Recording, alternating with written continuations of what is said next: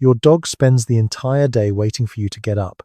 The instant you do, they've already claimed your seat before you've even turned around. Most people just laugh about it, maybe shake their head, maybe snap a photo. But what if that one seemingly harmless little move is actually the most emotionally complex thing your dog will ever do, and you've been misunderstanding it your whole life? Welcome to Canine Mind. If you're serious about truly understanding what your dog is trying to communicate, hit subscribe right now, because what we're about to break down is going to permanently shift the way you see your dog. Here's what you need to understand. That seat isn't just warm. It isn't simply comfortable. In your dog's world, that spot you just vacated holds something that no squeaky toy, no premium treat, no designer dog bed will ever be able to replace. And the reason they make a beeline for it every single time, it has nothing to do with the cushion. It has everything to do with you. By the time we reach the end of this, you're going to know exactly what your dog has been trying to say every time they've done this, probably for years now. Let's go back to the beginning. 1. You've watched it play out 100 times. You push yourself up to grab a glass of water, go answer the front door, or maybe just stand up to stretch for 30 seconds. And before your second step has even landed, your dog is already there, spinning in tight little circles on your seat, pressing their nose deep into the cushion, folding themselves into it like they've been counting down to this moment all day. Which, honestly, they probably have been. Dogs experience the world almost entirely through scent. Their noses are packed with roughly 300 million olfactory receptors. You have around 6 million. That gives your dog a sense of smell that's anywhere from 10,000 to 100,000 times sharper than yours, depending on the breed. That's not a marginal difference. That's an entirely different sensory reality. Now think for a moment about what your seat smells like to them. Every single time you sit down, you leave behind a dense, multi-layered chemical imprint. The natural oils from your skin, trace hormones, the subtle biological shifts that occur when you're relaxed versus when you're anxious, when you've come home exhausted after a brutal day versus when you're settled in for a quiet evening. Your dog doesn't merely detect these things the way a machine might register data. They read them the way you would read a handwritten letter from someone who knows you deeply. Peer-reviewed research in the field of canine olfaction has confirmed that dogs can identify and respond to human emotional states through scent alone. Anxiety, calm, excitement, fear, your dog is picking up all of it without a single word being spoken. And your seat? It's saturated with the most concentrated, uninterrupted version of your scent that exists anywhere in the home when you're not physically present. So when your dog buries their face into that cushion and exhales long and slow, they are not being lazy. They are not being opportunistic. They are doing something ancient, something that runs much deeper than convenience. They are wrapping themselves in the chemical equivalent of your presence. It's the closest thing to being beside you that they can find when you're not actually there. And here's what matters most about that, because this scent connection is only the first layer of what's really going on. There's something underneath it, something that most dog owners never stop to consider. Keep watching, because what's coming next explains a whole category of your dog's behavior that has probably puzzled you for years. 2. They're not stealing your spot. Let's challenge something most people have completely backwards. When your dog takes your seat, every instinct tells you they're taking something from you. They're being cheeky. They're pushing boundaries. They're winning some low-stakes power struggle you didn't even realize you'd entered. That's the story most people settle on, but that story is wrong. Dogs descended from pack animals that operated within clearly defined social structures. Within those structures, one of the most critical roles a bonded pack member could play was protecting the resting places and resources of the individuals they were closest to, not claiming them, not dominating them, protecting them. When your dog settles into your spot, a meaningful portion of that behavior is rooted in preservation. They are holding your place. They are keeping your scent concentrated and intact. They are, in their own deeply instinctual way, maintaining the presence of the person they are most attached to in the space where that person belongs. Consider the way dogs behave with items that belong to their owners. A lot of dogs will curl up alongside or directly on top of their owner's shoes, their unwashed clothes, their pillow when they travel away from home. None of that is random. It's a comfort-driven, territory-holding behavior that grows from deep, genuine attachment. Your seat is simply the most visible, most obvious version of that same impulse. Studies on canine behavior related to separation have found that dogs with stronger bonds to their owners show significantly higher rates of seat-occupying and owner-item-seeking behaviors when left alone compared to dogs with weaker bonds. Translation: the more deeply your dog loves you, the more likely they are to be sitting in your exact spot the second you leave it. So the next time you return to find your dog sprawled across your cushion with absolutely zero remorse on their face, take a beat before you wave them off. Because what you're actually looking at is a dog that cares enough about you to want to hold your place while you're gone. Now, this takes us somewhere that touches on the relationship between you and your dog at a far more fundamental level. Because the seat isn't only about scent. It isn't only about attachment. It's also about something your dog has quietly and carefully decided about who you are to them. And this part might genuinely catch you off guard. 3. Here's a question that almost nobody thinks to ask. Why your seat specifically? Why not the armchair sitting empty in the corner? Why not that warm square of afternoon sunlight that's been sitting on the floor all day, free for the taking? Your dog is not selecting their spot based on random comfort. They are specifically, deliberately choosing your seat, and that choice carries an intentionality that runs much deeper than most people ever consider. Dogs are extraordinary observers. They spend their entire lives reading the humans they live with, cataloging routines, tracking body language, mapping out patterns of behavior with a kind of quiet precision we rarely give them credit for. Over weeks, months, and years, your dog has constructed an incredibly detailed internal picture of your household. Who fills the bowl? Who opens the back door? Who controls when the leash comes out and when the games end? Who sits where? For how long? And with what kind of energy? And if they're going to your seat specifically, what they have almost certainly concluded is that you are the most important person in that home. In canine social dynamics, the resting place of the most significant individual carries a kind of weight, not dominance in the harsh, outdated sense that old-school training theory used to throw around, but significance, meaning your seat is where the person who matters most spends their time. It holds the richest concentration of your energy, your warmth, your scent. For a dog who has decided fully and without reservation that you are their person, that spot becomes the single most meaningful location in the entire house. When your dog sits in it, they are not issuing a challenge. They are expressing something much closer to reverence. They want to be where you are in the most literal, physical sense imaginable. And when that's not possible, the next best thing is occupying exactly the place where you were.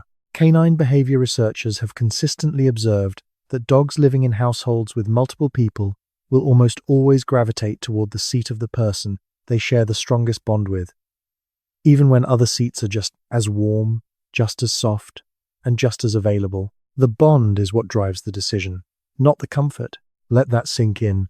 Out of every surface in your home, every chair, every couch cushion, every patch of carpet, your dog keeps returning to the one that belongs to you.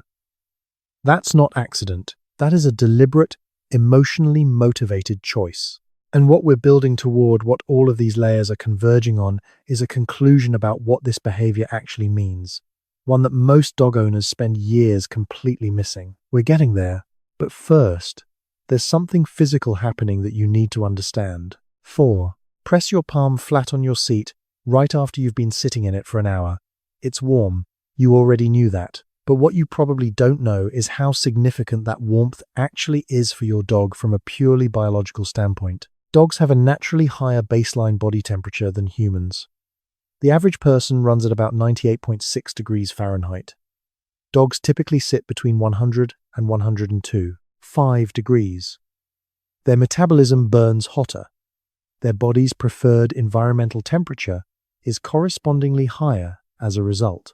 This is why dogs pursue warm surfaces with what can honestly look like a mild obsession. Sunny patches on hardwood floors, the top of a running dryer, the warm corner of a laptop that's been on for hours, freshly laundered clothes pulled from the machine minutes ago, your seat. But here's what makes your seat uniquely valuable, in a way none of those other warm surfaces can match. It's warm and it smells like you. It's warm and it registers as safe. It's warm and it carries every single emotional and social layer we've already discussed. The heat is real, and it absolutely matters on a biological level. But it works in combination with everything else to make your seat the single most appealing location your dog can access. Research on thermoregulation in domestic dogs has shown that dogs expend measurably less energy when resting on warm surfaces because their bodies don't have to work as hard to maintain their core temperature. So when your dog takes your warm seat, it's not just emotionally satisfying. It is physiologically efficient. It is genuinely, concretely good for them in a metabolic sense. Your dog has figured out without ever reading a research paper, without a single conscious deliberation, that your seat is the warmest, safest, most energy efficient, most emotionally comforting place in the entire house. And they've figured out that the precise window of opportunity opens the moment you stand up, which leads directly to something that tends to completely reframe how people understand their dogs when they first hear it. 5. This one stops people in their tracks. You haven't moved yet. You're still sitting right there. And yet your dog has already started repositioning themselves. They're watching you with a quality of attention that's different from their regular, relaxed observation, sharper, more focused, almost like they're tuned into a frequency you didn't know you were broadcasting. And here's the truth. They are. Dogs are pattern recognition engines operating at a level of precision that most humans genuinely cannot wrap their heads around. They have been studying you specifically, only you, every single day since the moment they came to live with you. They know the particular sound your phone makes when you set it face down on the side table at the end of a call. They know the exact way your weight shifts in the cushion in the seconds before you push yourself up. They know the difference between the breath you take before you say something out loud and the breath you take right before you get up to walk to the kitchen. They are not the same breath, and your dog knows that. Every one of these microsignals has been logged.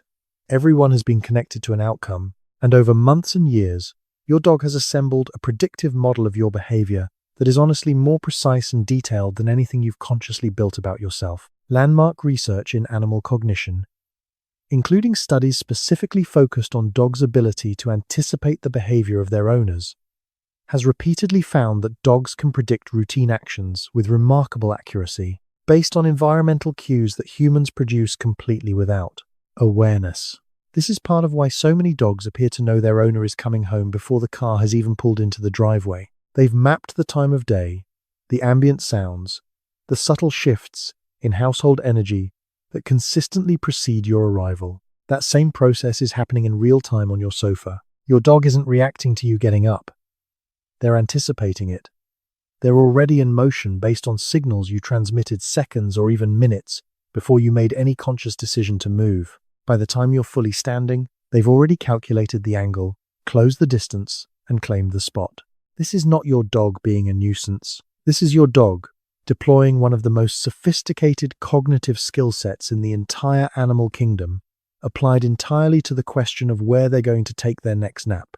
But understanding why they're so extraordinarily good at reading you that connects to something far larger about the relationship between dogs and human beings, something that has been accumulating over tens of thousands of years.